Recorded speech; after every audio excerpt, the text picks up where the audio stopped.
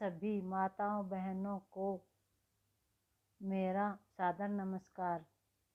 सबसे पहले आप सभी को पद्मनी एकादशी की बहुत बहुत शुभकामनाएं। भगवान श्री हरि नारायण का भरपूर आशीर्वाद आप सभी पर बना रहे। आप सभी नारायण की कृपा से खुश रहें। आज हम आपको बताने जा रहे हैं कि इस बार अधिक मास की पद्मनी एकादशी का व्रत आपको कब करना है और व्रत का पारण का मुहूर्त कब है, और इस एकादशी की कथा हम आपको बताने जा रहे हैं। आप सभी से अनुरोध है कि वीडियो को अंत तक ज़रूर देखें और अधिक से अधिक शेयर करें ताकि सभी माताओं और बहनों को इसकी जानकारी मिल सके। वैसे तो साल में 24 एकादशी आती हैं, लेकिन जिस वर्ष अधिक मास यानी पुरुषोत्तम मास आता है उस साल 2 अधिक एकादशी हो जाती हैं, तो उस वर्ष 26 एकादशी होती हैं। और पुरुषोत्तम मास में जो एकादशी आती है वो अपने आप में बड़ी और सर्वोत्तम मानी गई है। पुरुषोत्तम मास की शुक्ल पक्ष की एकादशी को पद्मनी एकादशी के नाम से जाना जाता है। वैसे तो एकादशी का व्रत सभी भाई बहनों को, माताओं को करना चाहिए। इसे हमारे जन्म जन्मांतर के पाप नष्ट हो जाते हैं और पुण्यों का उदय होता है। लेकिन अगर आप किसी वजह से व्रत नहीं करते तो भी आपको अधिक मास की एकादशी का व्रत अवश्य करना चाहिए। इस बार श्रावण महीना अधिक मास है, तो श्रावण मास के शुक्ल पक्ष की पहली एकादशी, इसका नाम पद्मनी एकादशी है। एकादशी तिथि का आरंभ 28 जुलाई शाम 2:52 को हो जाएगा और 29 जुलाई शनिवार दोपहर 1:06 पे समाप्त हो जाएगी। इसलिए पुरुषोत्तम मास की एकादशी का व्रत आपको 29 जुलाई शनिवार को ही रखना है और इस व्रत का पारना यानी व्रत खोलने का समय 30 जुलाई रविवार सुबह 6:06 से 8:06 तक रहेगा। उसी के बीच आपको पारण कर लेना है। जो माता बहनें एकादशी का व्रत करती हैं उनके व्रत के नियम 10वीं तिथि से ही शुरू हो जाते हैं। आपको 10वीं तिथि के नियमों का पालन 28 जुलाई शुक्रवार को करना है। आपको 10वीं तिथि के दिन एक समय भोजन करना है। 10वीं के दिन लहसुन, प्याज या मांस मंदिरा का सेवन नहीं करना चाहिए। कटहल की सब्जी भी 10वीं के दिन नहीं खानी चाहिए। चावल नहीं खाना चाहिए। शहद का सेवन भी नहीं करना चाहिए। पराए घर का अन्न बिल्कुल नहीं खाना चाहिए और 10वीं तिथि के दिन ब्रह्मचर्य का पालन करना चाहिए। 10वीं तिथि की रात को ही दातून कर लेना चाहिए, क्योंकि एकादशी को वृक्ष के पत्ते या दातून नहीं तोड़ते हैं। और एकादशी के व्रत के दिन झूठ ना बोलें, किसी की निंदा ना करें। ओम नमो भगवते वासुदेवाय जप का मंत्र का जप करते रहें। विष्णु भक्ति में विलीन और ज़्यादा से ज़्यादा भगवान का नाम जप करें। विष्णु पुराण सुने या हरे कृष्णा महामंत्र का जप कर सकते हैं। तो माताओं और बहनों, ये थे कुछ एकादशी के नियम। अभी आप सुनिए पद्मनी एकादशी का महात्म्य। लोंद मास के शुक्ल पक्ष की एकादशी। धर्मराज युधिष्ठिर बोले कि हे भगवान, अब आप अधिक मास लोंद मास की शुक्ल पक्ष की एकादशी के बारे में बताएं।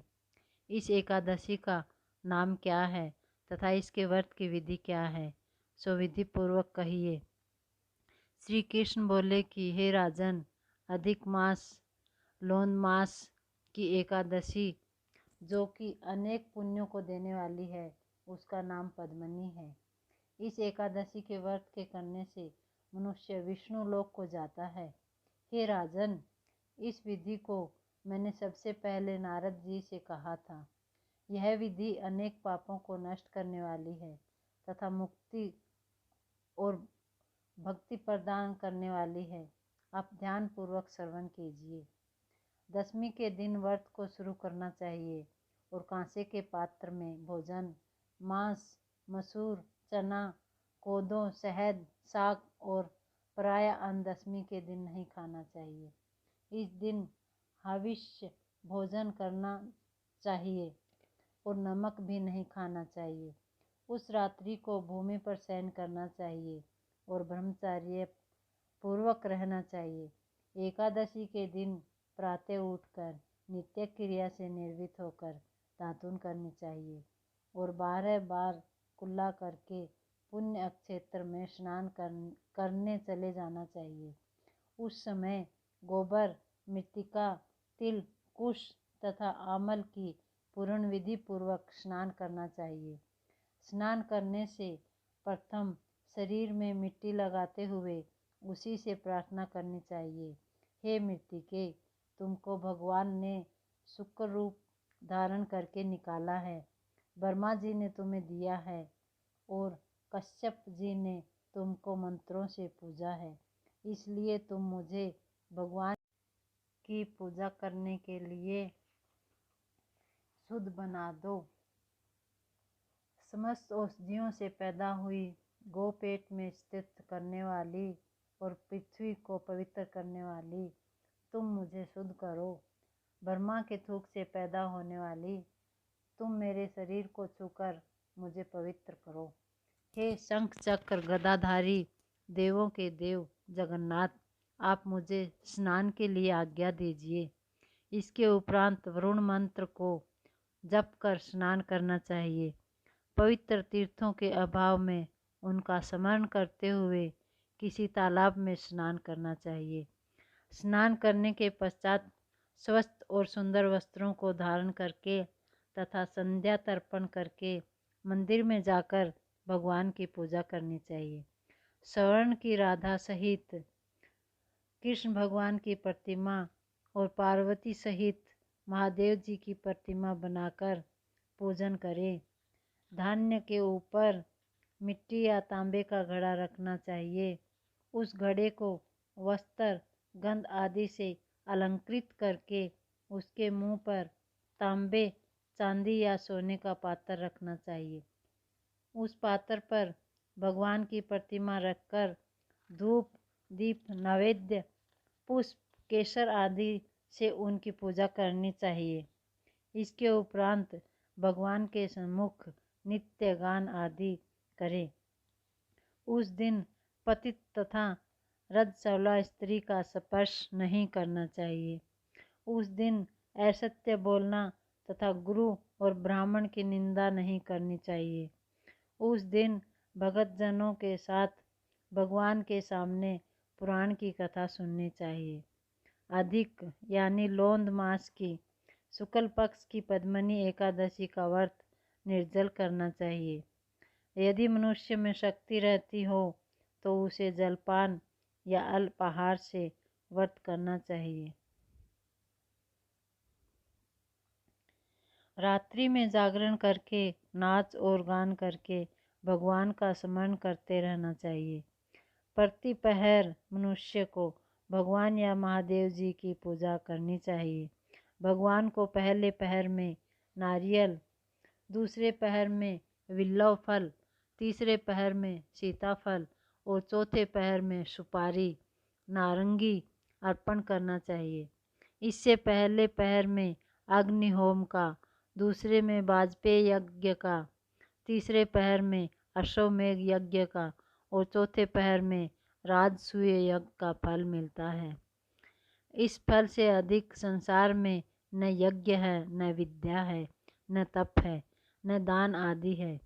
एकादशी का व्रत करने वाले मनुष्य को समस्त तीर्थ और यज्ञों का फल मिल जाता है। इस तरह से सूर्योदय तक जागरण करना चाहिए और स्नान करके ब्राह्मणों को भोजन कराना चाहिए। सब पदार्थ भगवान की प्रतिमा सहित ब्राह्मणों को देना चाहिए। इस प्रकार जो मनुष्य विधि पूर्वक भगवान की पूजा तथा व्रत करते हैं उनका जन्म सफल हो जाता है और इस लोक में अनेक सुखों को भोगकर अंत में परम धाम को जाते हैं। हे राजन, मैंने आपको एकादशी के व्रत का पूरा विधान बता दिया। अब जो पद्मना एकादशी का भक्तिपूर्वक व्रत कर चुके हैं उनकी कथा को सुनाता हूँ। ध्यानपूर्वक सुनिए। यह सुंदर कथा पुलस्त्य जी ने नारद जी से कही थी। एक समय कार्तवीर्य ने रावण को कारागार में बंद कर दिया। उससे पुलस्त्य जी ने कार्तवीर्य को विनय करके छुड़ाया। इस घटना को सुनकर नारद जी ने पुलस्त्य जी से पूछा कि हे महाराज, इस मायावी रावण को, जिसने समस्त देवताओं सहित देवराज इंद्र को जीत लिया, कार्तवीर्य ने किस प्रकार जीता, सो आप मुझे समझाइए। इस पर पुलस्त्य जी बोले कि हे नारद जी, आप अब कार्तवीर्य की उत्पत्ति सुनो। त्रेता युग में महिष्मती नाम की नगरी में कार्तवीर्य नामक एक राजा राज्य करता था। उस राजा के 100 स्त्रियां थीं। उनमें से किसी के भी राज्य का भार संभालने वाला योग्य पुत्र नहीं था। तब राजा ने आदर पूर्वक पंडितों को बुलवाया और योग्य पुत्र की प्राप्ति के लिए यज्ञ किए, परंतु सब असफल रहे। जिस प्रकार दुखी मनुष्य को भोग नीरस मालूम पड़ते हैं, उसी प्रकार आपको भी राज्य पुत्र बिना सुख देने वाला प्रतीत नहीं होता था। अंत में वह तप के द्वारा ही सिद्धियों को प्राप्त जानकर तपस्या करने के लिए वन को चला गया। उसकी स्त्री हरिश्चंद्र की पुत्री परमदा वस्त्रालंकारों को त्याग कर अपने पति के साथ गंधमादन पर्वत पर चली गई। उस स्थान पर इन लोगों ने 10 सहस्त्र वर्ष तक तपस्या की, परंतु सिद्धि प्राप्त न हो सकी। राजा के शरीर में केवल हड्डियां ही रह गई थी। यह देखकर पद्मा ने विनय सहित महासती अनुसुईया से पूछा कि मेरे पति देव को तपस्या करते हुए 10 सहस्त्र वर्ष बीत गए हैं, परंतु अभी तक भगवान प्रसन्न नहीं हुए हैं, जिससे मुझे योग्य पुत्र प्राप्त हो। इस पर अनुसुईया जी बोली कि अधिक मास यानी पुरुषोत्तम मास में जो कि 36 महीने बाद आता है, उसमें 2 एकादशी होती हैं। इसमें शुक्ल पक्ष की एकादशी का नाम पद्मनी और कृष्ण पक्ष की एकादशी का नाम परमा एकादशी है। उसके जागरण और व्रत करने से भगवान तुम्हें अवश्य ही योग्य पुत्र देंगे। इसके पश्चात अनुसुईया जी ने व्रत की विधि बताई। रानी ने अनुसुईया की बताई विधि के अनुसार एकादशी का व्रत और रात्रि में जागरण किया। इससे भगवान विष्णु उस पर बहुत प्रसन्न हुए और वरदान मांगने के लिए कहा।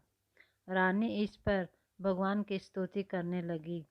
रानी ने कहा कि आप यह वरदान मेरे पति को दीजिए। परमदा का वचन सुनकर भगवान विष्णु बोले कि हे परमदे, मलमास यानी पुरुषोत्तम मास मुझे बहुत प्रिय है, जिसमें एकादशी तिथि मुझे सबसे अधिक प्रिय है। इस एकादशी का व्रत तथा जागरण, रात्रि जागरण तुमने विधि पूर्वक किया है, इसलिए मैं तुम पर अत्यंत प्रसन्न हूँ। इतना कहकर भगवान विष्णु राजा से बोले कि हे राजन, तुम अपनी इच्छा के अनुसार वर मांगो, क्योंकि तुम्हारी स्त्री ने मुझको प्रसन्न किया है। भगवान की सुंदर वाणी सुनकर राजा बोले कि हे भगवान, आप मुझे सबसे श्रेष्ठ, सबके द्वारा पूजित तथा सबके अतिरिक्त देव दानव मनुष्य आदि से अजय उत्तम पुत्र दीजिए। भगवान उसे तथास्तु कहकर अंतर्ध्यान हो गए। वे दोनों अपने राज्य को वापिस आ गए। उन्हीं के यहाँ कार्तवीर्य उत्पन्न हुए थे। वह भगवान के अतिरिक्त सबसे अजय थे। उन्होंने रावण को जीत लिया था। यह सब पद्मिनी व्रत के प्रभाव का पद्मिनी एकादशी के व्रत का प्रभाव था। इतना कहकर पुलस्त्य जी वहाँ से चले गए। भगवान श्री कृष्ण बोले कि हे धर्मराज, यह मैंने अधिक मास लोंद मास की शुक्ल पक्ष की एकादशी का व्रत कहा है। जो मनुष्य इस व्रत को करता है वह विष्णु लोक को जाता है। भगवान का वचन सुनकर युधिष्ठिर ने भी अपने कुटुंब सहित इस व्रत को किया। सूत जी बोले कि हे ब्राह्मणों, जो आपने पूछा था सो मैंने सब कह दिया। अब और आप क्या सुनना चाहते हैं? जो मनुष्य इस एकादशी की कथा को सुनेंगे वे स्वर्ग लोक को जाएंगे। तो दोस्तों, माताओं और बहनों, कैसी लगी आपको मेरी यह कहानी? अगर आपको कहानी और जानकारी अच्छी लगे तो कमेंट बॉक्स में हरे कृष्णा या ओम नमो भगवते वासुदेवाय ज़रूर लिख देना। कहानी को लाइक करना और चैनल को सब्सक्राइब करना। हरे कृष्णा, राधे राधे।